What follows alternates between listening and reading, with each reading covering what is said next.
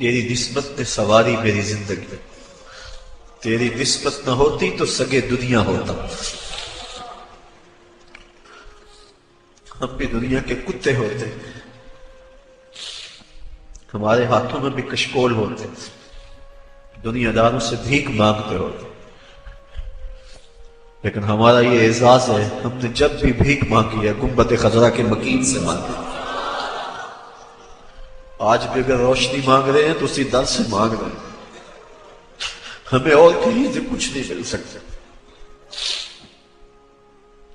مازاں خاتون تیوریاں تو ریم، پیش اقوام جہاں بے چادرے۔ حاتم طائی کی بیٹی سر سے برہنہ تھی، جنگ میں قید ہو کے حضور کے سامنے آئی، آقا کریم نے اپنی چادر اس کے سر پہ ڈھیل لی۔ کسی نے کہا حضور کافرہ ہے، کہا بیٹی تو ہے۔ اقبال اس واقعہ کو بیان کرنے کے بعد کہتے ہیں ما ازاں خاتون تیوریاں ترے، پیش اقوام جہاں بے چادرے۔ حضور ہمارا سر تو اس بیٹی سے بھی زیادہ ننگا ہے، ہم اس بیٹی سے بھی زیادہ برہنہ سر ہے، بے چادر ہو گئے، ہمارے سر سے وقار کی چادر اتر چکی۔ کافروں کے سروں پہ رحمت کی چادر ڈھیلنے والے آقا، تیری بارگاہ میں ہم رحمتوں کے ملتجی ہیں کہ امت کو پھر کھویا ہوا وقار دیا جائے۔ تجھ سے فریاد ہے اے گنبد خضرا والے، کعبے والوں کو ستاتے ہیں کلیسا والے۔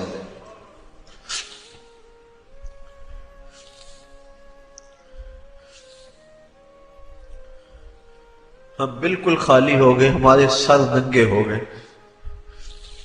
آپ کی چادر رحمت ہر گناہگار کے سر پہ ہے، لیکن یہ ہمارا قصور ہے کہ ہم نے غیروں کے قوانین کو اپنایا، اپنا حلیہ، اپنی وضاقتہ، اپنی شکل و صورت، اپنے اعمال و افعال، اپنا کلچر غیروں کے طریقے کے مطابق رکھا۔ تو اگر آقا روٹھ جائیں تو ہمارے پلے ہے کیا؟ آج معافی مانگ لیں اپنے آقا سے، حضور معافی، حضور معافی،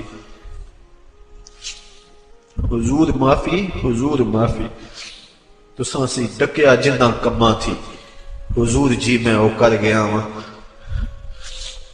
تو سانسی ڈکیا جنہ کما تھی، حضور جی میں او کر گیا ہوں۔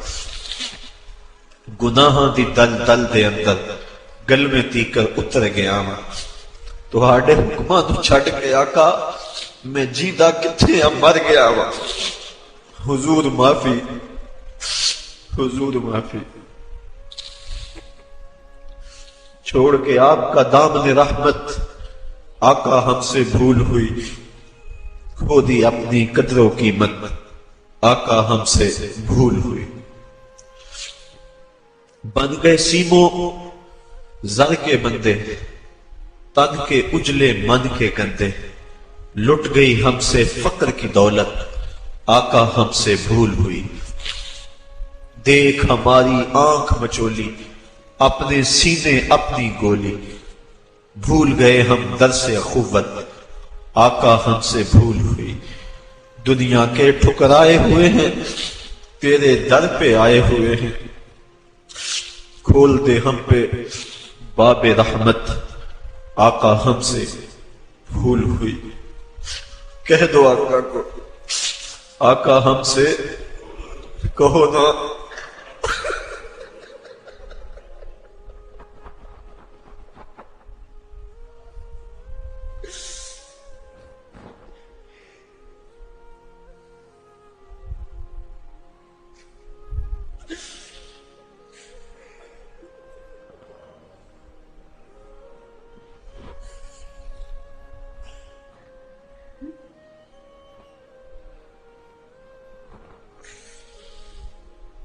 ساری دنیا کے ٹھکرائے ہوئے تیرے در پہ آئے ہوئے، کھول دو اپنا باب رحمت آقا ہم سے بھول ہوئی آقا ہم سے بھول ہوئی. ہم نے اپنے چہرے یہودیوں جیسے بنائے، تیرے محبوب کی سنت کا قتل عام کیا، نالیوں میں پھینکا. قصور تو ہمارے ہیں، مسجدیں ویران ہو گئی. میرے دین کا تمسخر اڑایا جاتا رہا. حضور ہم سے ناراض نہ رہو، ہم مٹھی بھر تھوڑے لوگ، ہمارے دل آپ کے لیے دھڑکتے، ہم آکسیجن سے سانس نہیں لیتے، عشق رسول سے لیتے. ہماری نس نس میں آپ کا پیار سمویا ہے، ہماری دھڑکنیں نبی نبی پکارتی ہیں.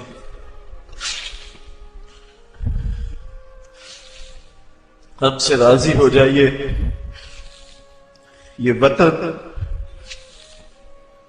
پاکستان، اس کے حکمران ہماری بدعمالیوں کی سزا ہے. ہم نیک ہو جائیں، امت پہ شفقت ہو، اور ہمیں کوئی حضرت عمر فاروق کا جان نشین عطا کر دیا جائے. اس وطن کی گلیوں میں، کوچہ و بازار میں نظام مصطفیٰ کے سویرے طلوع ہو جائیں، امن کے سویرے طلوع ہوں، ظلم کی رات ختم ہو. بس یہ گزارشیں، یہ آرزویں، یہ تمنائیں لیے آج کی اس محفل میں ہم حاضر ہیں. دو چیزوں کے دامن کو بڑی مضبوطی سے تھام لیں. ایک تو راتوں کو اٹھ کے قرآن مجید کی تلاوت کا معمول بنا لیں. میں اپنے ساتھیوں سے لمبی گفتگو نہیں، یہ 2-3-4 باتیں ہیں، بس ان کو ذہن نشین کر لیں اور آج سے اس پہ عمل شروع کر لیں. راتوں کو تنہائیوں میں اٹھ کے قرآن مجید کی تلاوت کریں. ترجمہ آتا ہو تو بہت خوب، ورنہ مترجم قرآن مجید لے لیں. یہ بھی سمجھ نہیں آتی، ویسے الفاظ پڑھتے جائیں. قرآن مجید کی سمجھ نہ بھی آ رہی ہو، ویسے بھی تلاوت پڑھیں تو قلب کو حضور سے قربت ہوتی ہے. حضور علیہ السلام نے ارشاد فرمایا راتوں کو اٹھ اٹھ کے قرآن پڑھو اور قرآن پڑھتے ہوئے رویا کرو. اور فرمایا فَإِن لَمْ تَبْكُوا فَتَبَاكُوا، اگر رونا نہ آئے تو رونے کی کوشش کیا کرو. حضرت داتا صاحب فرماتے ہیں اگر کوئی کوشش کرے پھر بھی نہ آئے تو فرماتے ہیں پھر وہ اپنے مقدر پہ رویا کرے کہ وہ کوشش بھی کرتا، اتنا پتھر دل ہو گیا کہ اس کے دل میں گداز اور نرمی پیدا نہیں ہوتی، تو پھر وہ اپنے مقدر پہ روئے. تو ایک تو راتوں کو اٹھ اٹھ کے قرآن مجید کی تلاوت کو ہر مصطفی اور ادارت المصطفیٰ کا ہر رکن اپنا معمول بنا لے. اس سے قلب کو ذات رسالت مآب صلی اللہ علیہ وسلم سے رابطہ ہوگا، اور ہو سکتا ہے کبھی مقدر جاگ بھی پڑے.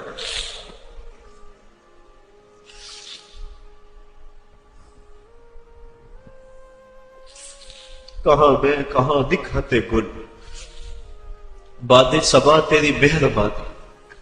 کبھی ہو سکتا ہے ایسا جھونکا آئے ٹھنڈا جو اس ناپاک وجود کو اٹھا کے مدینے لے جائے اور حضور کے در پہ حاضر کر دے اور آقا رحمت بری باہیں کھول لے.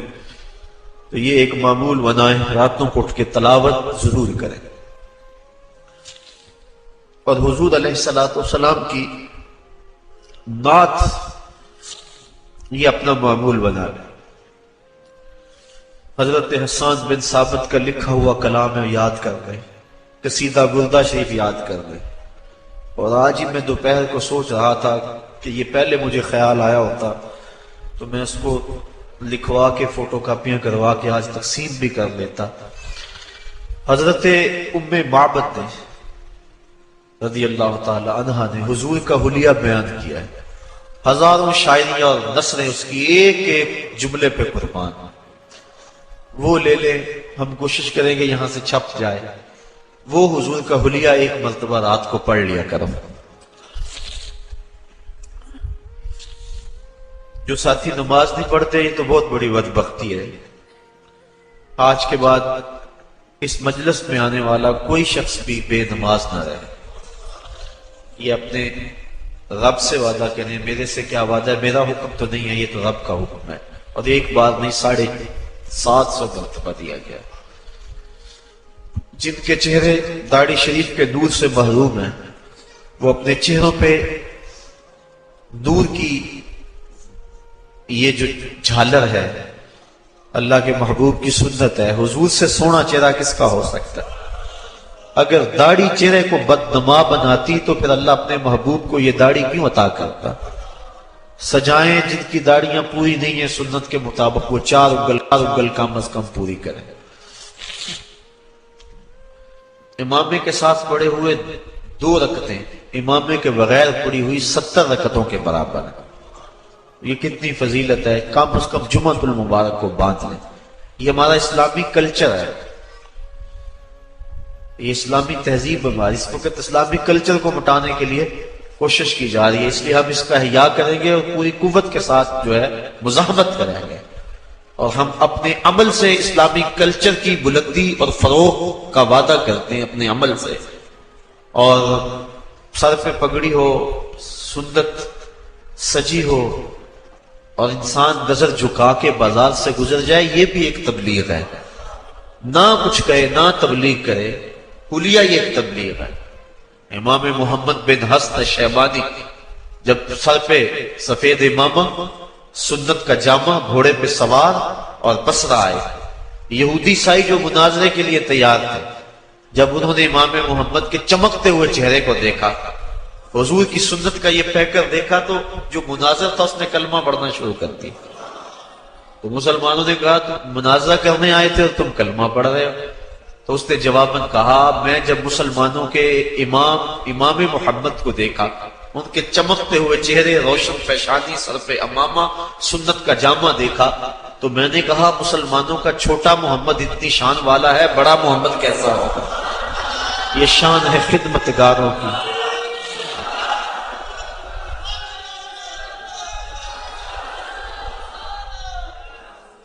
یہ شان ہے خدمتگاروں کی، سرکار کا عالم کیا ہوگا؟ کہا چھوٹا محمد اتنی شان والا ہے، بڑا محمد کیسا ہوگا؟ اپنے کردار کو ستھرا رکھیں، نظر کی حفاظت بہت ضروری ہے۔ اس دور میں نظریں بھٹک رہی ہیں، نظریں زنا کر رہی ہیں، خیال اور سوچیں زنا کر رہے ہیں۔ بہت بڑی مصیبت ہے جو اس دور میں ہے۔ شیطان برہنہ ناچ رہا۔ میری مائیں، بہنیں اور بیٹیاں جو اس اجتماع کو سن رہی ہیں، اپنے پردے کی حفاظت اپنی جان سے زیادہ کریں۔ پردہ بوجھ نہیں ہے، پردہ آبرو کا نام ہے۔ اس برقعے کو قید خانہ نہ سمجھے، بلکہ اس برقعے کا ایک ایک تار، ایک ایک سلوٹ میری بہن تیری آبرو کی محافظ ہے، تیرے حیا کا پہرا ہے تیرا پردہ۔ تو مغرب کی ٹینو نہیں ہے، تو مشرق کی بیٹی ہے۔ لوگ کہتے ہیں یہ دقیانوس ہیں، پرانے دور کی باتیں کر رہے ہیں۔ میں کہتا ہوں اتنے پرانے ہو جاؤ، اتنے پرانے ہو جاؤ کہ مدینے کی گلیوں میں پہنچ جاؤ، اتنے پرانے ہو جاؤ کہ طائف کے بازاروں میں چلے جاؤ، اتنے پرانے ہو جاؤ کہ بدر کی وادی میں پہنچ جاؤ، اتنے پرانے ہو جاؤ، اتنے پرانے ہو جاؤ کہ مکے کے بازاروں میں نبی کے نام پہ زخم کھاؤ لیکن زبان سے اف تک نہ کہو۔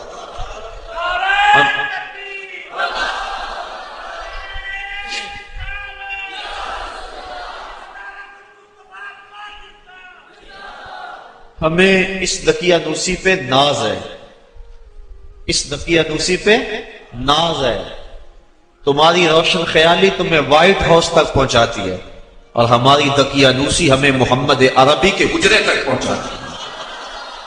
ہم حجرہ عائشہ تک پہنچ جاتے ہیں، وہ حجرہ جس سے نور نکلتا تھا، جس حجرے میں بیٹھ کے کائنات کے قانون وضع کیے گئے، جس حجرے میں 26,000 مرتبہ جبریل امین آئے تھے۔ ہمیں ہماری دقیانوسی اس حجرے تک پہنچا دیتی ہے۔ تمہاری روشن خیالی تمہیں پینٹاگون کے سرخ قالینوں تک پہنچاتی ہے، اور ہماری دقیانوسی ہمیں مسجد نبوی کے اندر کھجور کی بنی ہوئی چٹائیوں پر بٹھا دیتے ہیں، ہمارے لیے یہ اعزاز ہے، ہمارے لیے یہ افتخار ہے، ہمارے لیے یہ عزت کا سامان ہے، یہ تانا نہیں ہے۔ تم اگر تانا سمجھ کے دیتے ہو اور ہم تو اس کو پھول سمجھ کے جھولی میں ڈالتے ہیں۔ دے کر یار دے نادا ملے مینا، چولی پا لئیے پشا سٹیے نا، چولی پا لئیے پشا جے کر یار دی نا دی ملے سولی، چوٹا چوٹ لئیے پشا ہٹیے نا۔ تو آئیے میں اور آپ اپنی اسی تہذیب کو، اسی کلچر کو، اقبال بھی کہتا ہے اپنی ملت کا قیاس اقوام مغرب سے نہ کر، خاص ہے ترکیب میں تجھے قوم رسول ہاشم۔ اسی ترکیب کو، اسی کلچر اور تہذیب کو اپنے سینے سے لگائیں۔ ادارت المصطفیٰ کا ایک ایک رکن اور اپنے نام کے ساتھ مصطفی لکھنے والا ایک ایک فقیر۔ میں تو کہتا ہوں اس نام کی لاج رہ جائے، کاش کہ حشر کے دن بھی مصطفی کہہ کے پکارا جائے۔